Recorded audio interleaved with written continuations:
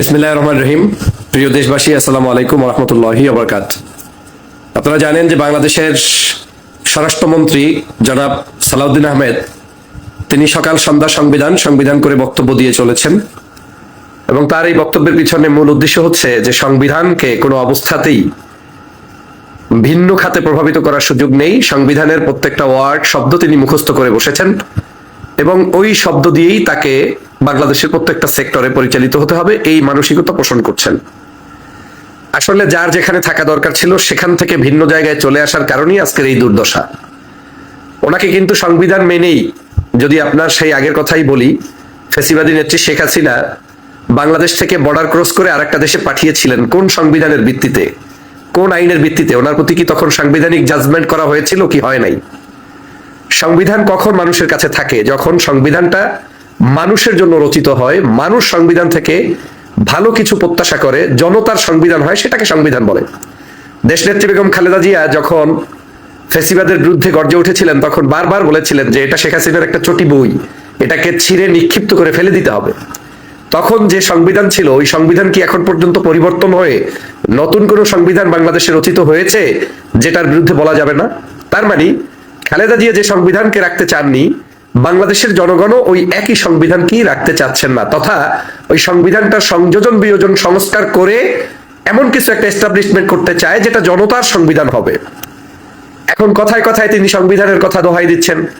গতকালকেও তার একটা ভিডিও প্রকাশ হয়েছে, সেখানেও তিনি বাংলাদেশের বর্তমান সময়ের এই যে আপনার কি বলে সংস্কারের ইস্যুগুলো নিয়ে, জুলাই সনদ নিয়ে, তারপরে মানুষের আজকের যে গণভোট দিয়েছে এই গণভোট নিয়ে তিনি প্রশ্ন তুলে বলেছেন যে এগুলো এখন আদালতের কাছে গিয়েছে, দেখলাম আদালতের কাছেও গিয়েছে, আমরা অপেক্ষা করি সেখানেও কি বর্ণনা আসে।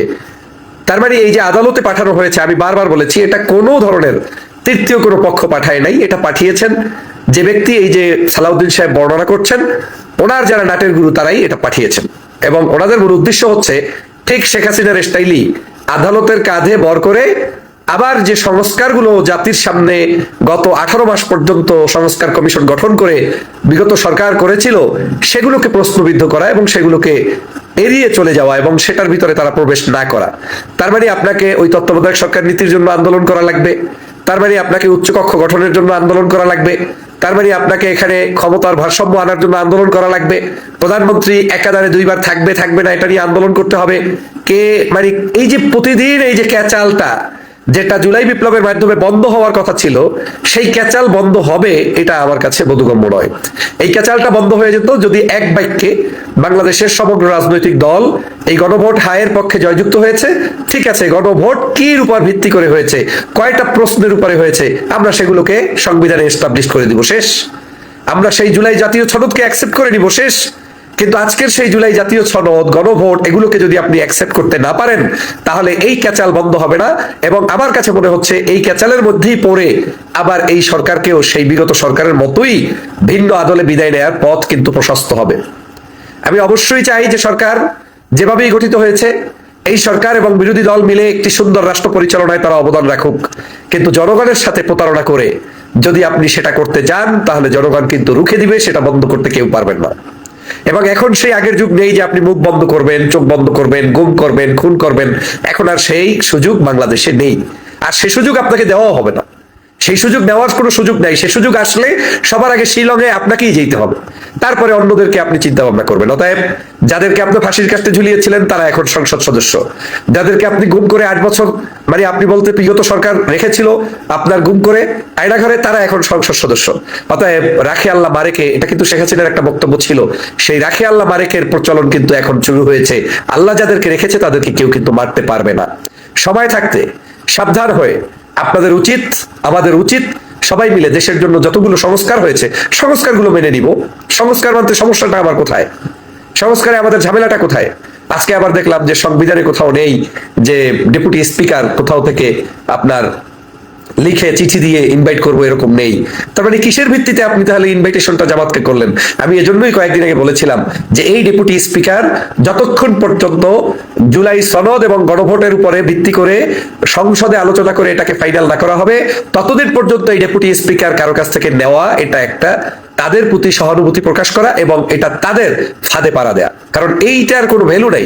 আপনাকে দিলেই বা কি না দিলেই বা কি, সে তো বলবে কিছুদিন পরে আমরা কোন জুলাই সনদের ভিত্তিতে আপনাদেরকে এই যে দিয়েছিলাম, ডেপুটি স্পিকার দিয়েছিলাম, আপনারা এটা নিতে গেলেন কেন? নিয়েছেন স্বার্থের জন্য, এখন আমাদের সাথে থাকেন।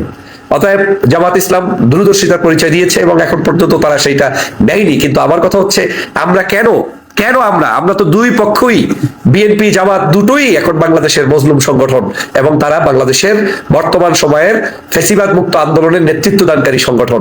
তারাই রাষ্ট্র ক্ষমতায়, সরকার কিংবা বিরোধী দলে আছে। আমি তো প্রত্যাশা করি কোনো সময় বিএনপি ক্ষমতায় আসছে, জামাত বিরোধী দল হয়েছে, আবার জামাত ক্ষমতায় আসবে, আপনি বিরোধী দল হবেন। সমস্যা কোথায়? আপনার অন্তত বেটার যে আপনার শেখ হাসিনাকে বিরোধী দল রাখা লাগলো না। জামাত তো আপনার এমন কোনো ক্ষতি করে নাই যেই ক্ষতির কারণে খালেদা জিয়াকে বিদেশে চিকিৎসা নিতে বন্ধ রাখতে হয়েছে, দেশের মধ্যে অরাজক পরিস্থিতি সৃষ্টি করার কারণে শেখ হাসিনা তারেক রহমান সাহেবকে 17 বছর যেমন আসতে দেয়নি দেশে, এরকম জামাত ইসলাম আপনাদের সাথে করেছে। তেমনটা তো নয়, এবং তেমনটা পরিবেশ সৃষ্টি হোক সেটা কোনোদিনই কাম্য নয়। অতএব সালাউদ্দিন সাহেব, আপনার এই বক্তব্য জাতির সাথে প্রতারণা, প্রহসন এবং আমি মনে করি জাতিকে বিভ্রান্ত করার একটা নব কৌশল, এবং এটা কেউ শিখিয়ে দিচ্ছে বলেই আপনি করছেন। আসুন এ ধরনের বক্তব্য পরিহার করে সংবিধানের জুজুর ভয় দেখিয়ে না দেখিয়ে আপনারা এখন থেকে গণতন্ত্রের পক্ষে, জুলাই সনদের পক্ষে অবস্থান গ্রহণ করুন এবং গণভোট, যেটা আপনারা বাংলাদেশের জনগণ দিয়েছে, সেই গণভোটের রায়কে মেনে নিয়ে নতুন সংসদ এবং প্রাণবন্ত একটি সুন্দর সংসদ উপহার দেবেন, সেই প্রত্যাশা ব্যক্ত করছি। সবাইকে দুয়া মোবারক, ধন্যবাদ, আসসালামু আলাইকুম।